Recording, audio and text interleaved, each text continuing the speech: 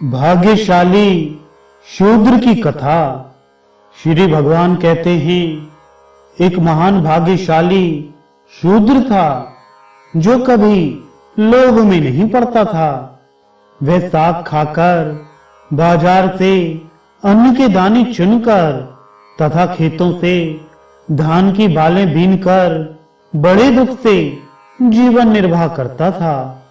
उसके पास 2 फटे पुराने वस्त्र थे तथा वह अपने हाथों से ही सदा पात्र का काम लेता था।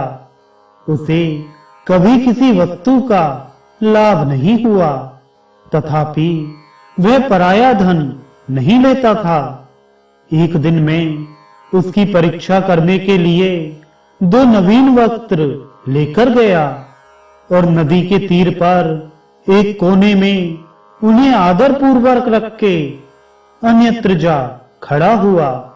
शूद्र ने उन दोनों वस्त्रों को देखकर भी मन में लोभ नहीं किया और यह समझकर कि ये किसी और के पड़े होंगे, चुपचाप घर चला गया।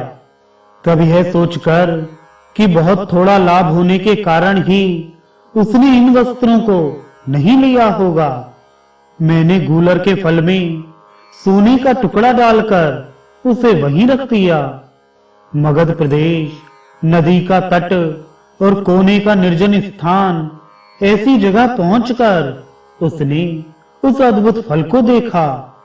उस पर दृष्टि पड़ते ही वह बोल उठा, बस बस, यह तो कोई कृत्रिम विधान दिखाई पड़ता है। इस समय इस फल को ग्रहण कर लेने पर मेरी अलोक वृत्ति नष्ट हो जाएगी। इस धन की रक्षा करने में बड़ा कष्ट होता है।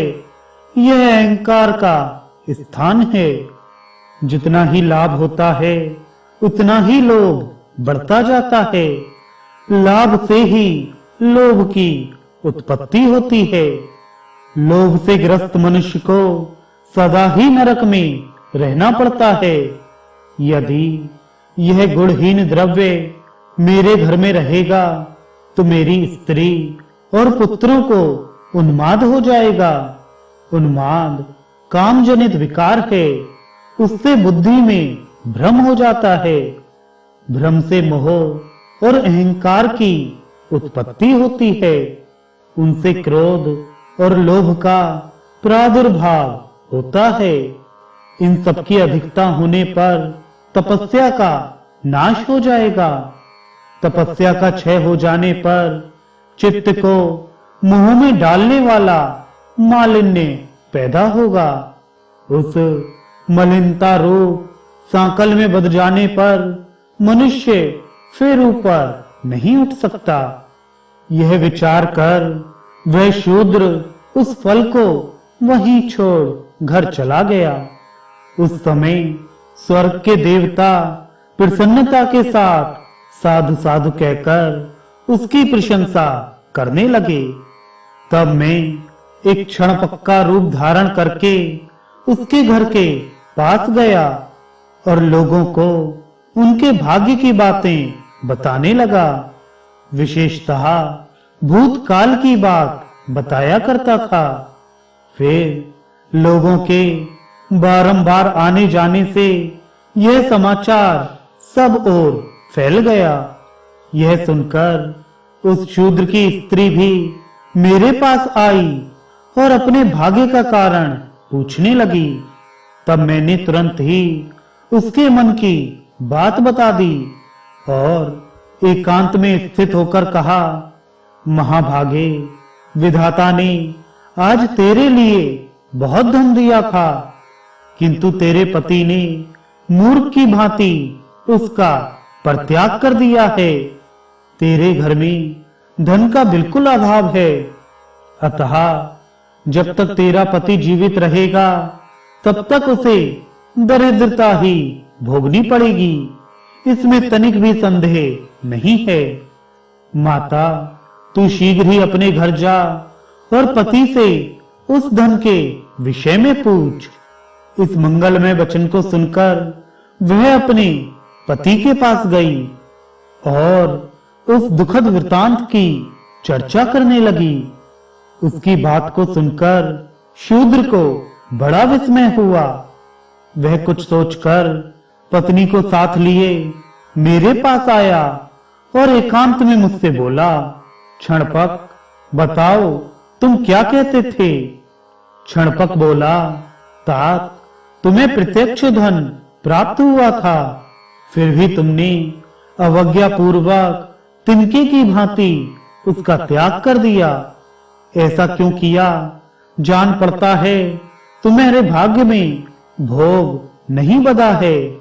धन के अभाव में तुम्हें जन्म से लेकर मृत्यु तक अपने और बंधु बांधवों के दुख देखने पड़ेंगे। प्रतिदिन मृतकों की सी अवस्था भोगनी पड़ेगी। इसलिए शीघ्र ही उस धन को ग्रहण करो और निष्कंटक भोग भोगो। शूद्र ने कहा, क्षणपक, मुझे धन की इच्छा नहीं है। धन संसार बंधन में डालने वाला एक जाल है। उसमें फंसे हुए मनुष्य का फिर उद्धार नहीं होता। इस लोक और परलोक में भी धन के जो दोष हैं उन्हें सुनो। धन रहने पर चोर, बंधु बांधव तथा राजा से भी भय प्राप्त होता है। सब मनुष्य उस धन को हड़प लेने के लिए धनी व्यक्ति को मार डालने की अभिलाषा रखते हैं। फिर धन कैसे सुखद हो सकता है? धन प्राणों का घातक और पाप का साधक है।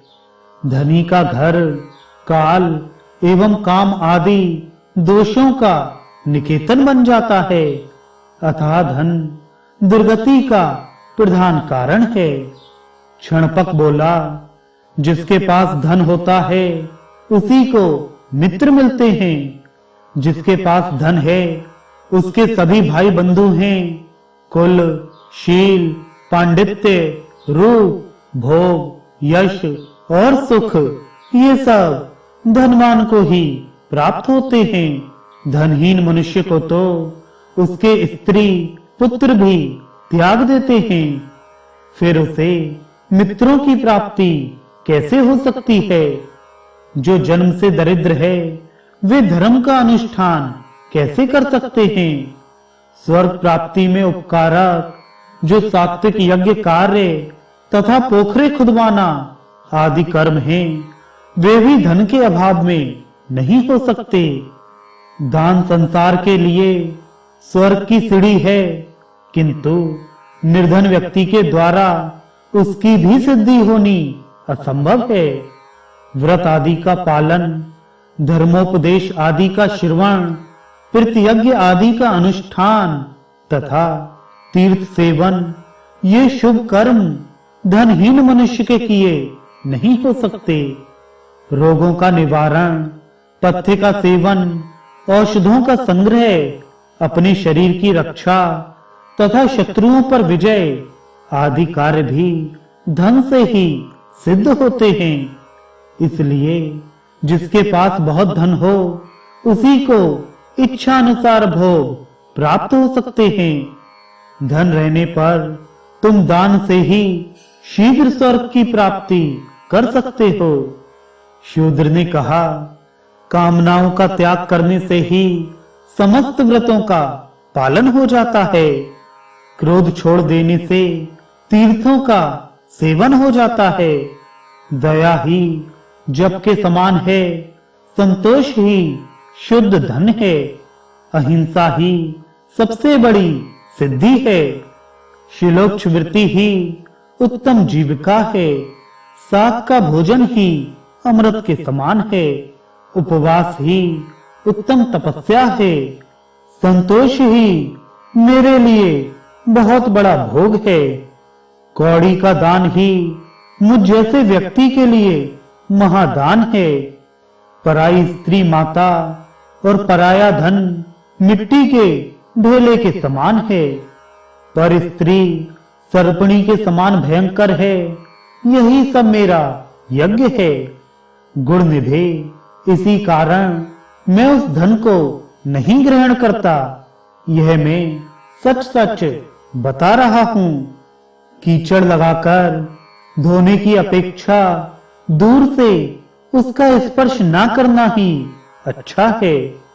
श्री भगवान कहते हैं, नरश्रेष्ठ, उस शूद्र के इतना कहते ही संपूर्ण देवता उसके शरीर और मस्तक पर फूलों की वर्षा करने लगे।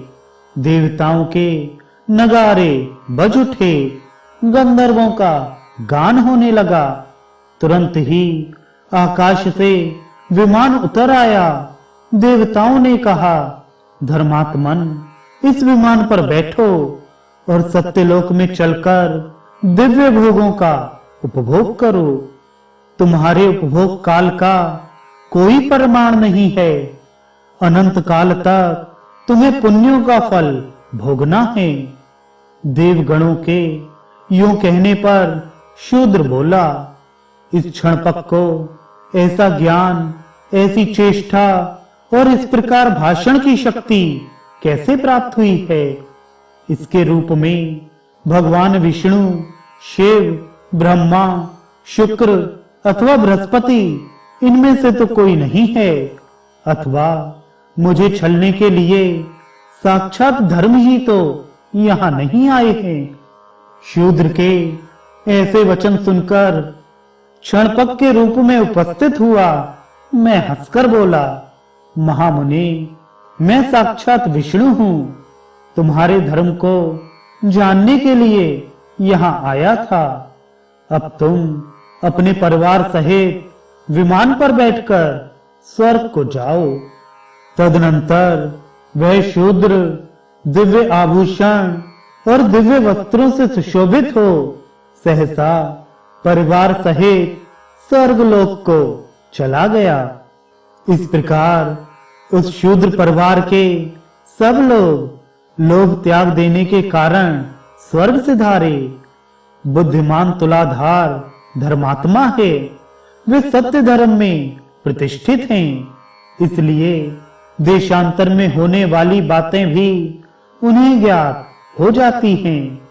तुलाधार के समान प्रतिष्ठित व्यक्ति देवलोक में भी नहीं है।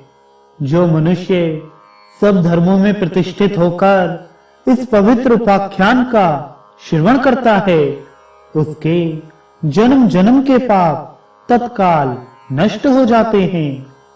एक बार के पाठ से उसे सब यज्ञों का फल मिल जाता है। वह लोक में श्रेष्ठ और देवताओं का भी पूज्य होता है।